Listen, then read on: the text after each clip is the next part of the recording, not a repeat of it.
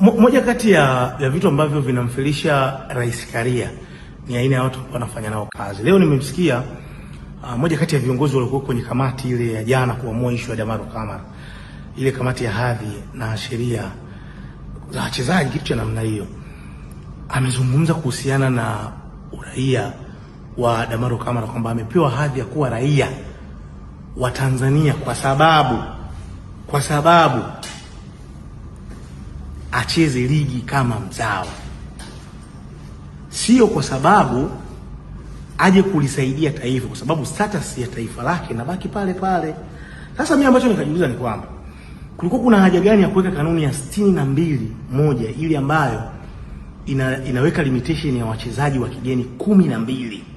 Yaani kulikuwa kuna haja gani? Unagundua kwamba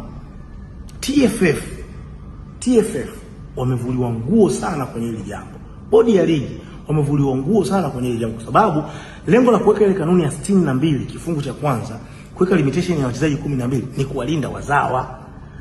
Sasa ikiwa huyu mtu mnampa uraia na mnamruhusu anacheza ligi yetu kama mzawa, lakini halisaidii taifa, hiyo ina maana gani? Wakati lengo na madhumuni pia ni kusaidia timu yetu ya taifa ya Tanzania, hawa wachezaji wazawa kupata game time, kuzalisha wachezaji wengi na kucheza ligi yetu.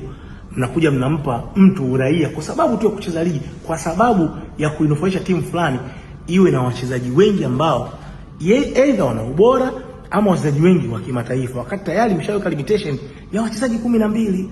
Hilo ni tatizo kiukweli. Rais Karia angalie, asipokuwa makini, baadhi ya viongozi ambao anafanya nao kazi watamfelisha.